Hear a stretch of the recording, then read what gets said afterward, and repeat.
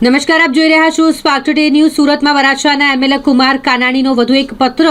હવે ટ્રાફિક સમસ્યા દૂર કરી વરાછાને રાહત આપવા બાબતે પત્ર લખાયો છે। પાલિકા અને પોલીસની કામગીરીને તેમણે વધાવી। પોલીસ અને પાલિકાની કામગીરી સમયે કેટલાક લોકો હેરાન પરેશાન પણ થાય છે, પરંતુ અમુક જગ્યાએ જે જરૂરી ન હોય, પોતાની જગ્યા અને ઓટલા પર બેસી ધંધો કરતા હોય તેવા લોકો પણ ભોગ બને છે। તો તે બાબતે કોઈ ખોટી રીતે હેરાનગતિ ન થાય તે રીતે કામગીરી થાય તે જરૂરી બન્યું છે। પાલિકાના કર્મચારીઓ દબાણ હટાવવા માટે માનવતાને નેવે મૂક્યા હોય તેવા દ્રશ્યો પણ સામે આવ્યા હતા। મેં પત્ર એટલા માટે લખ્યો છે કે વરાછાનો જે સળગતો પ્રશ્ન હતો, જે ટ્રાફિકની સમસ્યા હતી, ખૂબ ત્રાસદાયક, લોકો ત્રાસી ગયા હતા।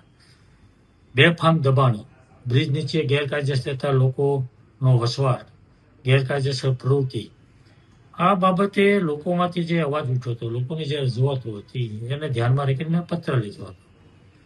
અને પત્રને ધ્યાનમાં રાખીને મ્યુનિસિપલ મેયર શ્રી દક્ષેશભાઈ માવાણી અને પોલીસ કમિશનર શ્રીએ રસ લઈ વિઝિટ કરી વરાછાની અને આ પ્રશ્ન હલ કરવા માટેની કામગીરી શરૂ કરી।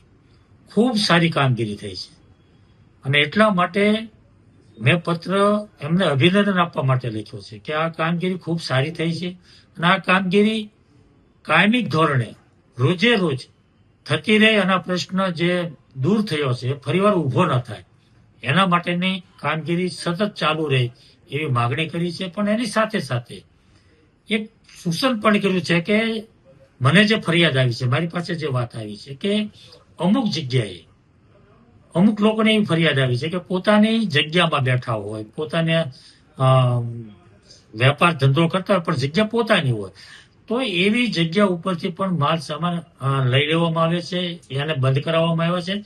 તો વહીવટી તંત્રે આમાં થોડોક વિચાર કરી લેવો પડે, જોવું પડે કે પ્રશ્ન જે આપણે હલ થયો છે પણ એના કારણે બીજા પ્રશ્નો ઊભા ન થાય, કોઈને અન્યાય ન થાય, એ પણ આપણે જોવું પડે। એટલે એ વાત મેં ધ્યાન પર મૂકી છે વહીવટી તંત્રને કે ખૂબ કામગીરી સારી છે અને વહીવટી તંત્રને હું અભિનંદન આપું છું, પરંતુ સાથે સાથે કોઈને અન્યાય ન થાય એનું પણ ધ્યાન રાખવું પડે, બીજા પ્રશ્નો ઊભા ન થાય એની પણ ધ્યાન રાખીને કામગીરી કરવી પડશે।